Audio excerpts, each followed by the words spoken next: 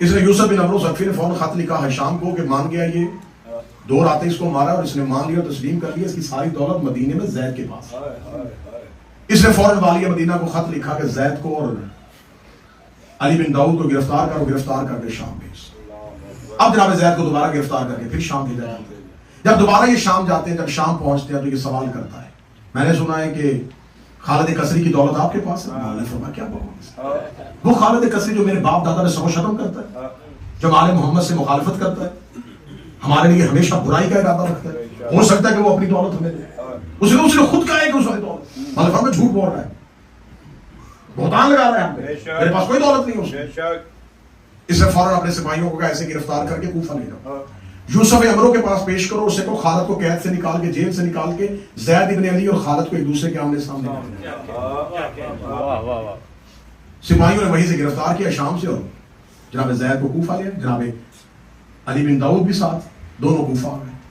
جب دونوں کوفہ پہنچ گیا تو خالد کسری کو جیل سے نکالا جا. جیل سے نکال کے بری اس کی حالت ہے زندان میں, اس کو بالکل یہ موت کے قریب ہے. اس کو لا کے کھڑا کیا جاتا, کہتے ہیں وہ زید ابن علی آ گئے, تو نے کلیم کیا تھا کہ تیری دولت اس کے پاس ہے, بتا. اس نے یوں نظریں اٹھائی, یہ زید ہے؟ ہاں یہ زید ہے, میں تو اسے نہیں جانتا.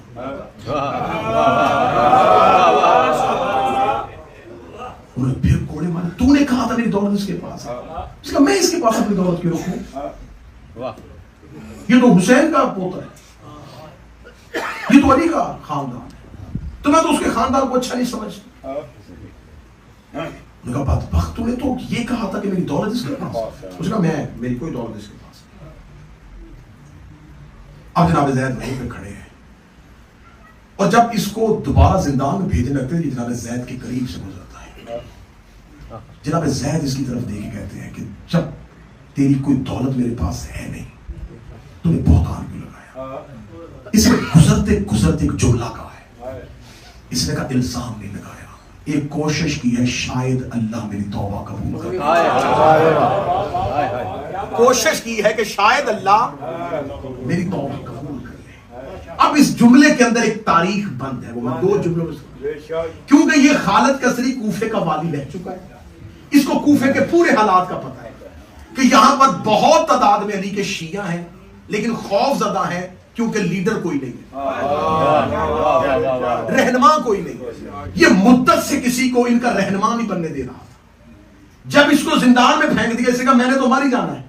اب اس نے یوسف سے بدلہ لینے کے لیے اسے کہا میں کسی ایسے کو کوفے بلاؤں جو یہاں پہنچ کے ان شیعوں کی قیادت کرے اور ان کی حکومت کا تختہ الٹے. اب اس نے 1 تیر سے 2 شکار کیے. جاتے ہوئے کہا کہ میں نے یہ کام اس لیے کیا شاید اللہ میری توبہ قبول کرے, تاکہ تو قیام کرے, ان ملعونوں کو واصل جہنم کرے, حق دوبارہ منبر پہ آ جائے, اور یہ سب کچھ میری وجہ سے ہو کیونکہ میں نے تجھے بلایا ہے. تو اللہ میری حرکت کو قبول کر کے میری توبہ کو قبول کر.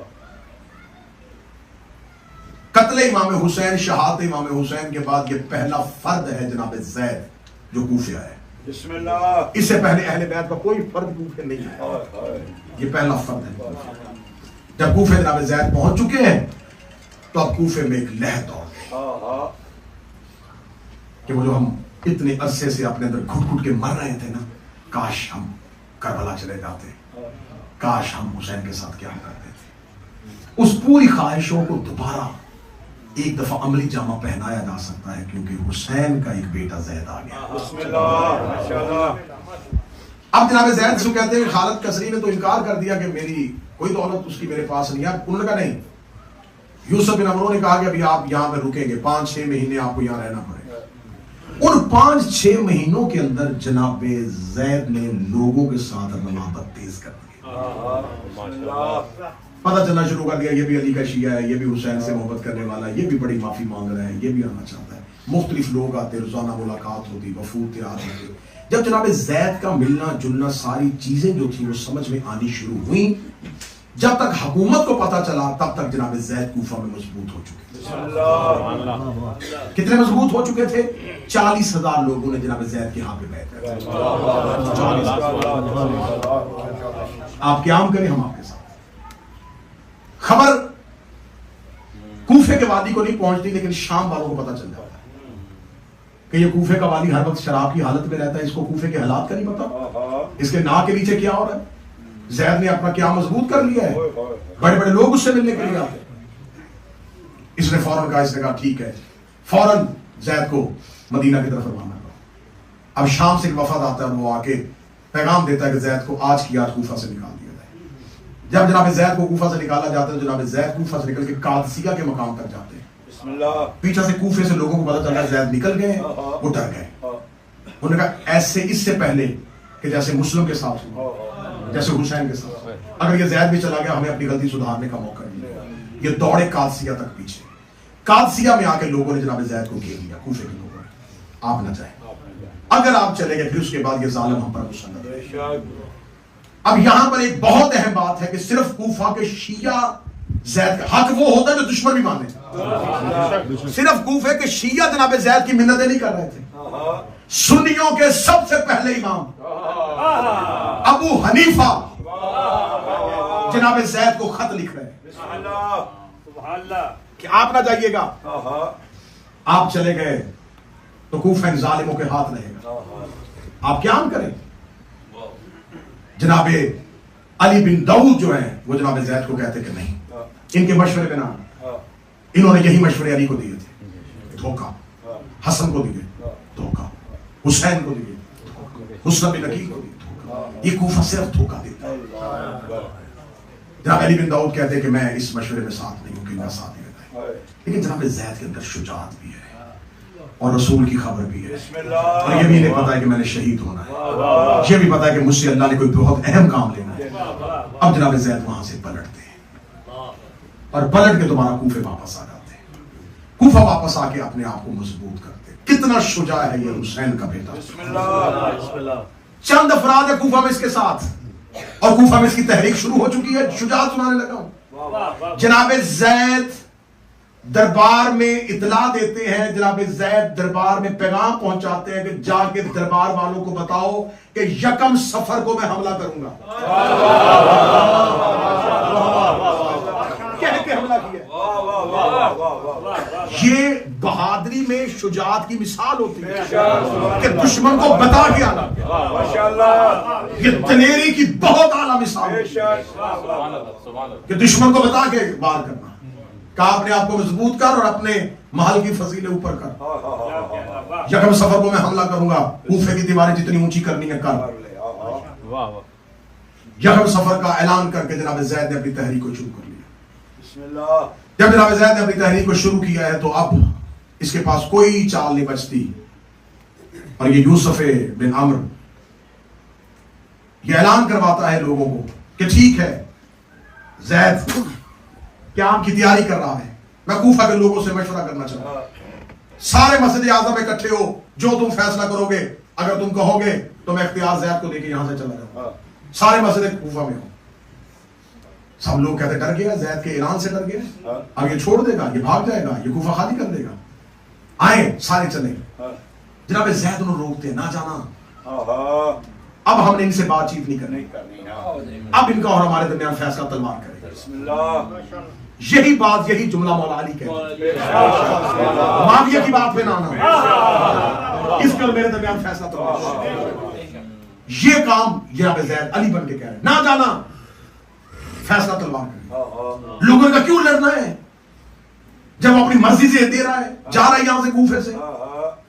क्योंकि उन कूफे वालों की अक्सरियत का मरकजी ख्याल ये नहीं था कि कत्ले हुसैन का इंतकाम हो, आले मोहम्मद के हक को बहाल किया जाए। उनके जहन में मरकजी ख्याल ये था कि हम कूफे वालों के सर से जालिम हुक्मरान। ये बात शियो जहन में रखना, जब तुम किसी भी दौर में सिर्फ अपनी आसानियों के लिए इमाम को बुलाओगे,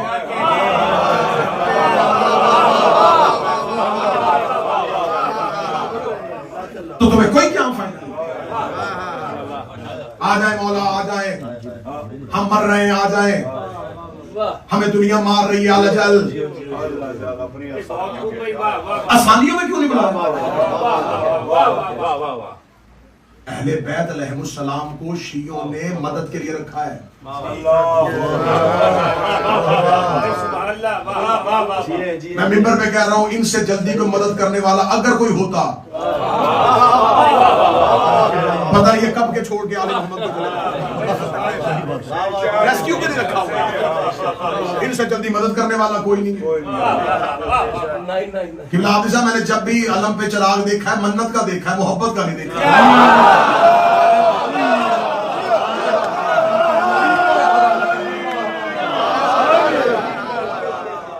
تابوت پہ سیب منت کے ہوتے ہیں, الفت کے نہیں ہوتے. حاضرین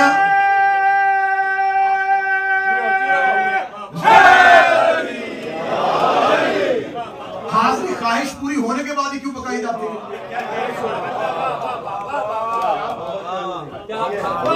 نیاز بیٹا ہونے کے بعد ہی کیوں بانٹی جاتی ہے؟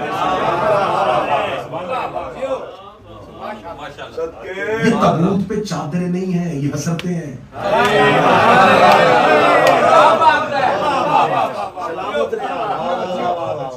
ہمیں بچاؤ. یہی کام وہ کر رہے تھے. کوئی غرض نہیں تھی جناب زید کی. وہ کہہ رہے اہل بیت کے حق بحال کرواؤ. آل محمد کو تنگ کر رہے ہیں, خاندان رسول کو تنگ کر رہے ہیں, رسوا کر رہے ہیں, آؤ بدلا لیں.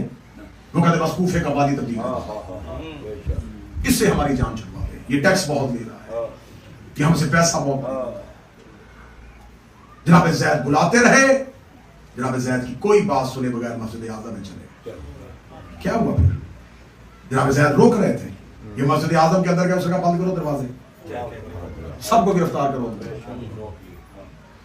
مرنے تو انہیں مسجد کے اندر. ایک وقت کے امام کے نمائندے کی بات نہیں سنی, سارے مرے. اس سے پہلے کوفے والوں کے ساتھ یہ ہوا ہے. جب رات کی طریقے میں ابن زیاد آیا نا, سارے حسین سمجھ کے باہر آ گئے. وہ بھی عربی لباس ہاشمی والا امامہ پہن کے نقاب لے کے گھوڑے پہ چلتا گیا, دیکھتا رہا کون کون حسین کا رستہ دیکھ رہا ہے. یہ سارے رستے میں حسین آ گئے, حسین آ گئے, حسین آ گئے, حسین آ گئے. جملہ کہوں گا تفصیل کا وقت ہی نہیں رہا. جب امام کی معرفت نہ ہو تو لوگوں کے ابن زیاد بھی حسین لگے. حسین حسین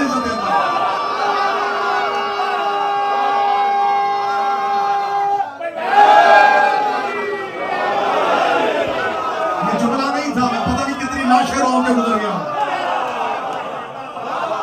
جب معرفت نہ ہو لوگوں کو ابن زیاد بھی حسین,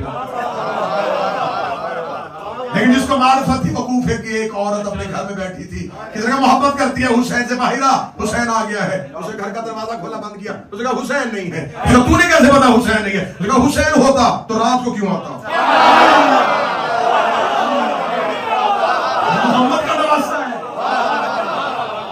تمہیں خبر نہیں ہے کہ رسول نے مکہ فتح کرتے ہوئے رات کو باہر خیمے لگا دیے تھے, ابھی مکے والے سو رہے ہیں.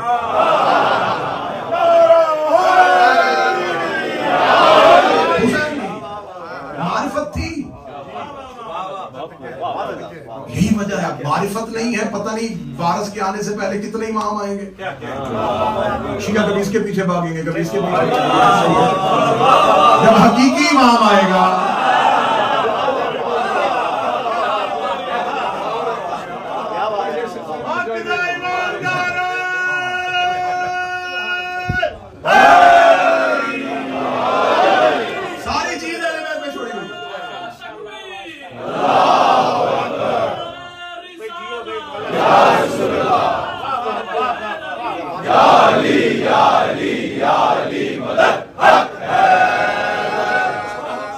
ساری چیزیں شیعوں نے امام پہ چھوڑی.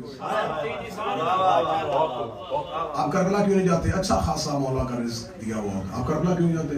وہ بلائیں گے لوگ. یہ ایسا جملہ مشہور ہوا ہے کہ ہر ایک شیعہ نے سارے کام کر لیتے ہیں, سارے کام ہو جاتے ہیں, ہالیڈیز اچھی جگہوں پہ جائیں. پوری دنیا پھر لی ہے, کربلا کیوں نہیں گئے؟ وہ بلاتے ہیں. حسین کے بلاوے کا انتظار کرنے کے لیے حبیب ہونا چاہیے.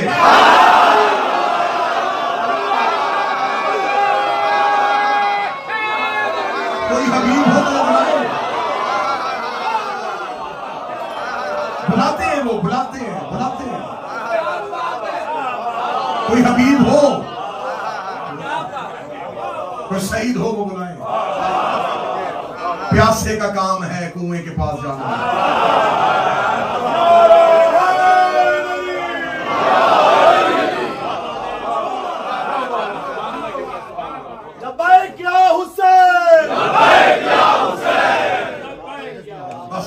وقت بہت زیادہ ہو گیا. انشاءاللہ تو باقی گوشے رہ گئے راجہ صاحب کے پاس. انشاءاللہ آج وہ آ گئے ہیں انشاءاللہ آخری مجلس پہ. وہ آج بھی اس لیے آئے کہ کل میں نے ان کے پاس جانا. میرے بھائی ہیں، برادر معظم ہیں، برادر اکبر ہیں، یا بڑا محبت ہے ان سے، اللہ سلامت رکھے. سارے مسجد اعظم میں چلے گئے، اس نے پتھروں سے مروائے، اوپر سپاہیوں سے کہا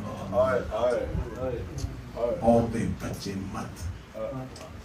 40,000 نے بیعت کی تھی. زید کے پاس کتنے؟ 218 کے ساتھ ایک دن 2 راتیں لڑا ہے حسین کا. کبھی کوفہ سے باہر نکلتا ہے، پھر پلٹ کے آتا ہے، پھر نکلتا ہے، پھر پلٹ کے. شامی فوجیں کوفے کی گلیوں میں دوڑ رہی ہیں زید کے آگے. گلیوں میں ہے یہ حسین کے سجاد کا بیٹا، تلوار لیام سے نکالی ہوئی ہے، بدلہ لے رہا ہے، انتقام لے رہا ہے. کوفہ کی گلیاں شامی سپاہیوں کی لاشوں سے بھر گئی. جب ایک دفعہ پتا چل جائے نا کہ میں ایک حد توڑ کے، پہرا توڑ کے نکل آیا، کوئی پھر نہیں جاتا. 7 مرتبہ اس نے سپاہیوں کا پہرا توڑا ہے، 7 مرتبہ پہرے میں واپس آیا. جب بھی پلٹ کے باہر نکلتے تھے لوگ کہتے تھے زید تیرے ساتھ ہی مر رہے ہیں، تعداد تھوڑی رہ گئی ہے. زید اگر تو نے پہرا توڑ دیا، کوفے سے نکل آیا، چلا جا. کہتا تھا نہیں، اکیلا بھی رہ جاؤں، میں یہ انتقام ضرور لوں گا. اور شیعو بار بار جناب زید کہہ رہے، شیعو ذلت کی زندگی سے عزت کی موت. ان ملعونوں کے ہاتھوں روز ذلیل ہونے سے پہلے آؤ عزت کی موت مر جائیں.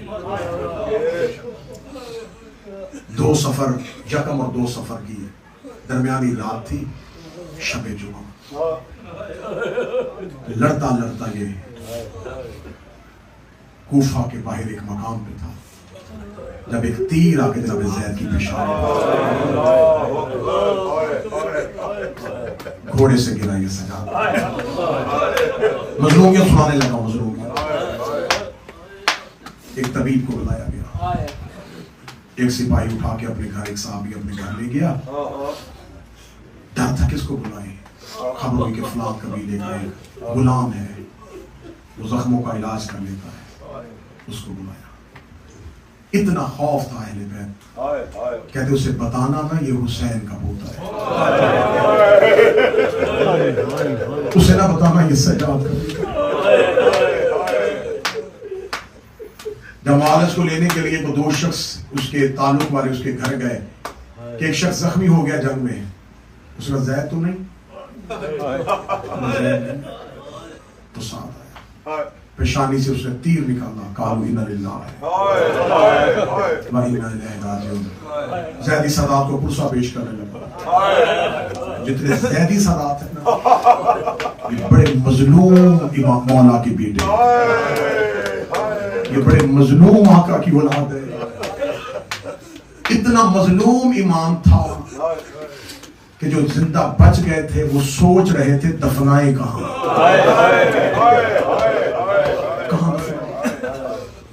کہاں قبر بنائیں. آخر ایک مقام پہ جا کے پانی کا ایک گڑھا تھا، اس میں سے پانی نکالنا، اس کے اندر قبر بنائی. جناب یحییٰ ابن زید نے باپ کا جنازہ پڑھایا. 15 سال کا جوان ساتھ تھا جب باپ قبر میں مارا گیا. پھر دوبارہ قبر کے اوپر پانی چھوڑ دیا، کسی کو نہ پتا چلے کہ یہاں سجاد. خبر ملاؤں کو پہنچی کہ زید مارے گئے ہیں رات کو اور اس کے مارنے والوں نے کہیں دفنا دیے. اس کا مزی کا نام دوں گا، جاؤ زید کی قبر ڈھونڈو. اعلان ہوا وہی جرا جو زخم دیکھنے اور اس کے ساتھ ایک غلام آیا تھا. اس نے جا کے دربار میں مخبری کی. اس نے مجھے نہیں پتا کہ وہ زید تھا. ایک شخص کے رات پیشانی سے تیر نکلا, اسے کوفے کے باہر اس پانی کے اندر دفن کیا. اس ملاؤں نے جا کے کہا قبر کھودو. قبر کھودی گئی. زید کو قبر سے نکال کے سر کاٹا گیا.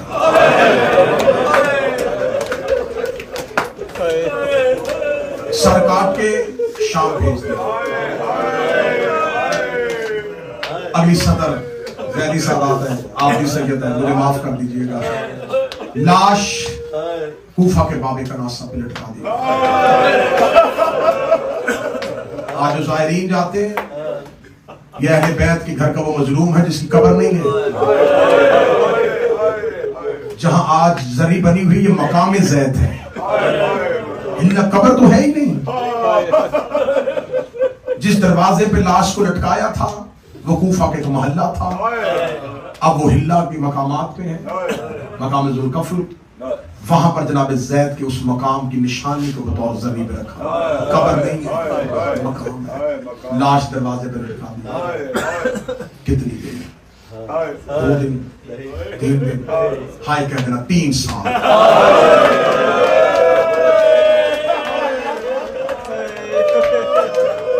سال جناب زید کی لاش.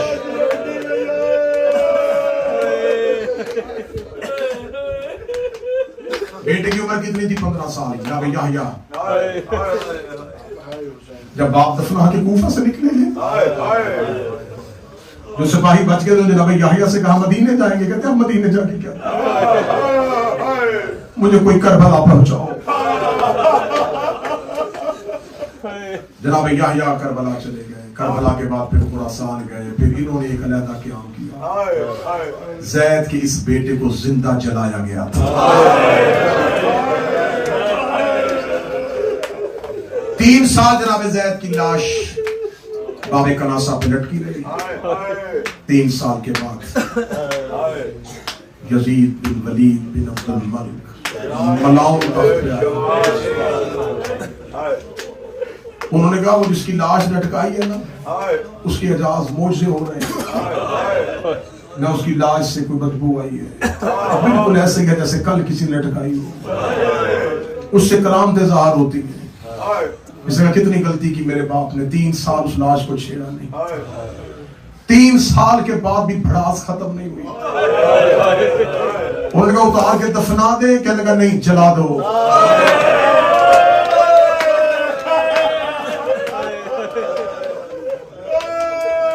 کسی شیعہ کو راکھ بھی, لیکن اہل بیت کے جسموں کا آگ بھی احترام. یہ ہے میرے مولا سجاد کے اس بیٹے کی غربت. بس میں بڑی جلدی کروں گا, تفصیل سے پڑھ گیا. آنا ہے چوتھے امام کا جنازہ. جتنی مجھ سے پڑھا گیا, جتنی مجھ میں طاقت ہوئی, جتنی تم میں سننے کی طاقت ہوئی, لیکن ایک منت کروں گا. تابوت آئے گا, بڑی شیعوں کو, بڑی مومنین کو حسرت ہوتی ہے زیارت کی. جلدی نہ کرنا, ایک دوسرے کو دھکا نہ دینا, کیونکہ جو تابوت میں آیا ہے وہ بڑا تھکا ہوا. میں منت کروں گا, جو تابوت میں آ رہا ہے یہ مدت کا زخمی ہے.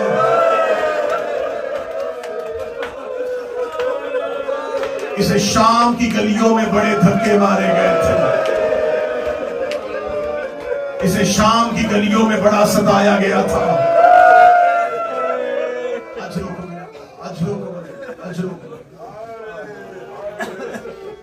کل میں نے پڑھا تھا قید آزاد ہو گئی. قید آزاد ہونے کے بعد یہ حسین کا بیٹا مدینے پہنچ گیا. مدینے جب سید الساجدین پہنچے ہیں تو یہاں پہ ہارون انوار میں علامہ مجلسی نے علی کی بیٹی کا ایک نوحہ لکھا. اکثر ذاکرین ممبر سے پڑھ دیتے ہیں کہ بی بی نے مدینے سے باہر آ کے پوچھا سجاد یہ کون سا شہر ہے؟ نہیں, عالمہ غیر معلمہ ہے. بیٹیوں کو پے کے گھر نہیں بھولتے, بس اتنا پوچھا سجاد یہ مدینہ ہے؟ ہاں ماں یہ مدینہ ہے. روگدی پہلی بار باہر سے دیکھا.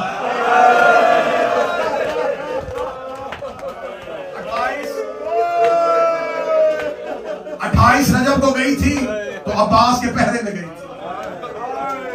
سجاد میں نے پہلی بار مدینہ باہر سے دیکھا. میرا لال مجھے بتا قبر رسول کہاں ہے.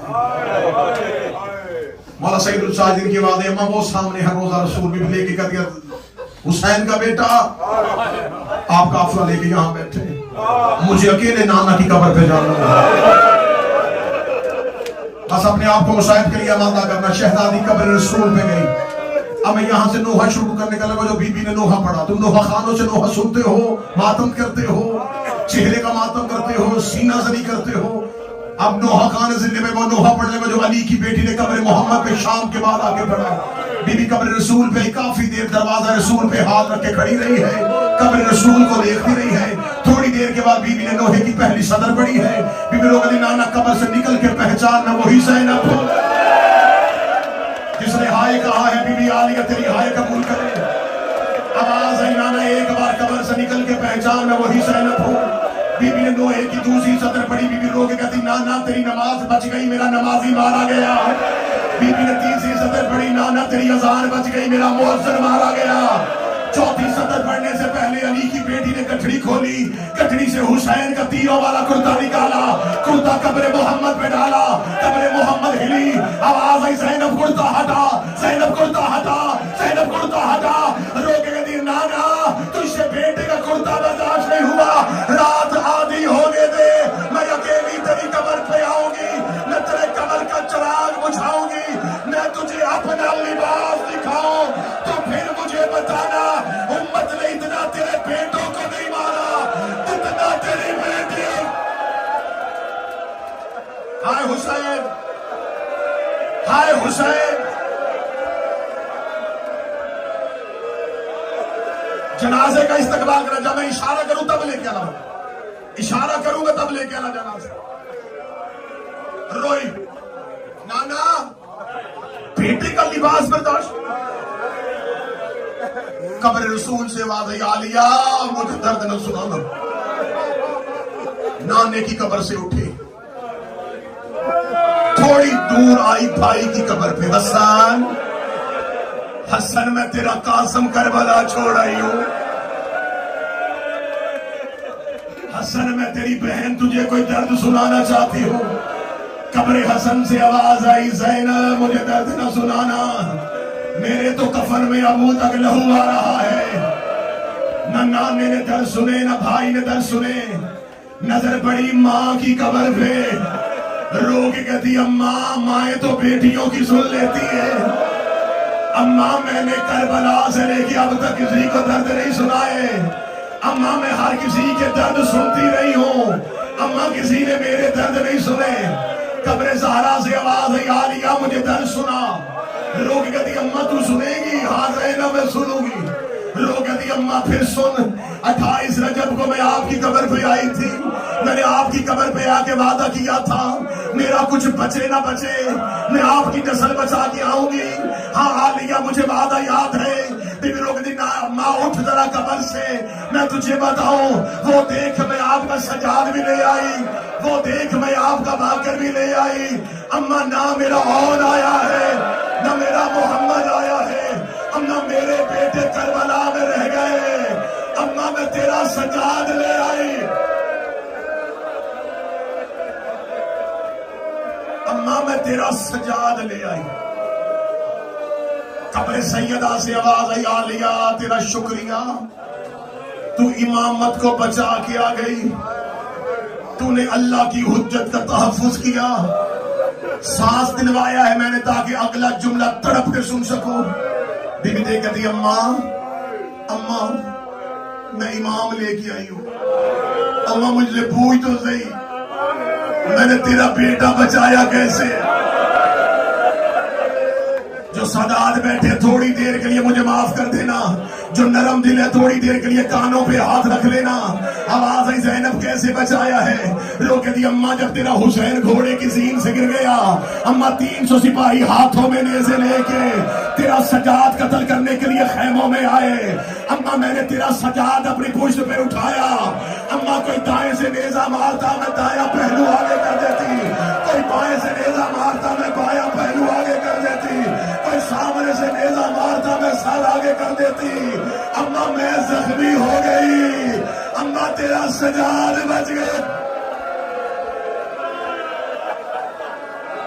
لے آئی میں تیرا سجاد. اماں رضا دے آئی, اماں چادر دے آئی ہوں, سجاد لے آئی ہوں. اماں اکبر دے آئی ہوں, سجاد لے آئی ہوں. اماں قاسم کربلا میں دے آئی ہوں, سجاد لے آئی ہوں. اماں میں حسین دے آئی ہوں, اماں میں سجاد لے آئی ہوں.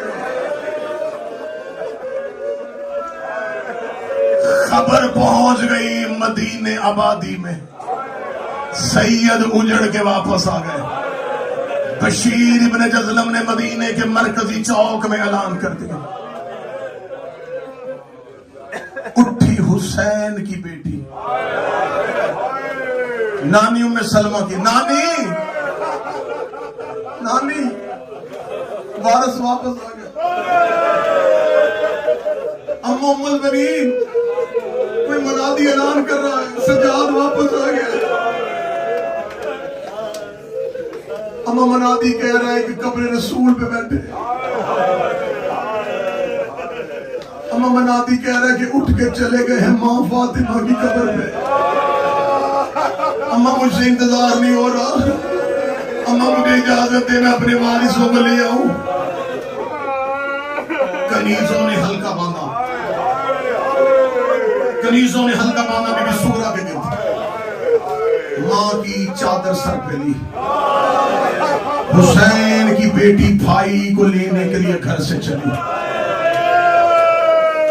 مولا سجاد اس رستے پہ آگے بیٹھ گئے جو مدینے سے آتا تھا. کنیزوں کے حلقے میں حسین کی بیٹی چلی. تھوڑا باہر چلی تھی, کنیز کی آواز آئی, حسین کی بیٹی رک. رستے میں کوئی مسافر نہیں. ایک کنیز جلدی جلدی وہاں آئی جہاں حسین کا سجاد بیٹھا تھا. مسافر مسافر رستہ چھوڑ, ہمارے آقا کی بیٹی آ رہی. مولا سجاد کہتے مدت کے بعد اپنی مرضی سے بیٹھا ہوں, مجھے میرے پیروں کے زخم اٹھنے نہیں دیتے. میں اپنے بالوں کا پردہ بناتا ہوں, اپنی آقا زادی سے کہ گزر جا. وہ کہتے تو جانتی جو نہیں وہ کون ہے. مولا سجاد کی آواز ہے کون ہے. کنیز کی آواز ہے وہ عباس کی بھتیجی ہے. عباس کا نام آنا تھا. سجاد کے زخمی ہاتھ زمین پہ آئے, آواز آئی تو نے نام اس کا لے لیا ہے, اب مجھ پہ اٹھنا واجب ہو گیا ہے. پیچھے سے بی بی سغرا کی آواز آئی بیٹھا رہنے دے, اس کا لہجہ میرے سجاد سے ملتا. سگی بہن پردہ کر کے گزری تھی. 5ویں امام نے بابے کا ہاتھ ہلایا, آواز آئی بابا کربلا سے مدینے تک میں نہیں بولا. بابا مجھے اجازت دے میں پھوپھی کو جا کے بتاؤں, جس سے پردہ کر کے آ گئی وہ تو تیرا سجاد ہے. جناب باقر وہاں ہے جہاں بی بی سغرا تھی. آواز آئی پھوپھی مجھے پہچان. روکنی مجھے پھوپھی کہنے والا تو کوئی سجاد کا باقر ہے. آواز آئی ہاں میں تیرا باقر ہوں. آواز آئی اگر تو باقر ہے بابا کہاں ہے. کہا جس سے پردہ کر کے آ گئی وہی تو تیرا سجاد ہے. حسین کی بیٹی تیز قدموں سے چلی, سجاد کے گلے میں باہیں ڈالی. روگی کہتی تجھے جوان بھیجا تھا, تیری کمر کیوں جھک گئی, تیرے سر کے بال سفید کیوں ہو گئے. آواز آئی اشاب کھا گئی مجھے شام کی گلیاں, سغرا کھا گئے مجھے شام کے موڑ. آخری 2 منٹ پڑھنے لگا, آ گئے مدینے. آنکھوں سے لہو, چہروں پہ لہو. آنکھیں بند کرتے تو کبھی حسین نظر آئی. ایک دن ایک مولا کے ماننے والے کا مولا گھر میں بیٹھتے ہیں تو روتے. مولا گھر سے نکلا کرے. مولا کہتے گھر سے نکل کے کھاؤ. مولا بازار پہ آئے. آواز نہ لے کے جا مجھے بازار میں بازاروں کا بڑا ستایا ہوں. مولا کے صحابہ نے منت کی, سید الساجدین کا ہاتھ تھاما, مدینے کے بازار بازار میں آئے, بازار میں آنا تھا, لوگ دوڑے, کوئی مولا سجاد کے قدموں پہ, کسی کے سر پہ پیار دے رہا, دعائیں دیتا دیتا میرا مولا آگے بڑھ رہے تھے. یعنی کہ قصاب کی دکان کے سامنے سے سجاد گزرے, اس قصاب نے حسین کے بیٹے کو آتے دیکھا, جلدی سے وضو کیا, قدموں پہ ہاتھ رکھے تھا, مولا میرا سلام ہو. مولا سجاد نے سر پہ ہاتھ رکھا, رکھ دے کیا نام ہے تیرا؟ کہنے لگا مولا یہ نام ہے اور میں مدینے میں قصاب ہوں. فرمایا تجھے یاد ہے شریعت محمدی میں احکام ذبیحہ کیا ہے, جانور کو ذبح کرنے کے احکام کیا ہے؟ کہتا ہاں ہاں مولا مجھے یاد ہے. مولا کی آواز ہے میں تیرا امام ہوں, مجھے سنا. کہنے لگا مولا پہلی شرط یہ ہے شریعت محمد میں جس جانور کو ذبح کرو پانی پلا لیا کرو. سجاد کا ہاتھ دیوار پہ آ گیا, آواز دیکھے گا بابا لوگ جانوروں کو پانی پلا کے ذبح کرتے ہیں, میرے بہتے دریا پہ پیاسے مارے گئے. مولا سجاد کی آواز ہے دوسری شرط سنا. کہنے لگا دوسری شرط ہے جانور کو جانور کے سامنے ذبح نہیں کرنا. سجاد زمین میں بیٹھ گئے. رک گا میری 3 پھپھیاں دروازے پہ کھڑی تھی جب میرے بابے کو ذبح کیا گیا. تیسری شرط پڑھنے لگا ہوں, ماتم کی تیاری کرنا. مولا کی آنکھوں کا خون تیز ہوا. اصحاب سجاد نے قصاب سے کہا اپنا بولنا تو شرطیں سناتا ہے, امام روتے. مولا فرمایا اسے نام نہ کرو, اسے کو سنا, میں تو بابے پہ گریے کے اسباب ڈھونڈتا ہوں. سنا مجھے اگلی شرط. اگلی شرط پڑھنے لگا ہوں, یہ تڑپا کانپ کے لگا مولا شریعت محمدی کا حکم جانور کو جس چھری سے ذبح کرو. نہیں ہو سکا تو وہ چھری تیز ہونی چاہیے تاکہ جانور کو تکلیف نہ ہو. اب روئے گا وہ جو مجھے دیکھے گا.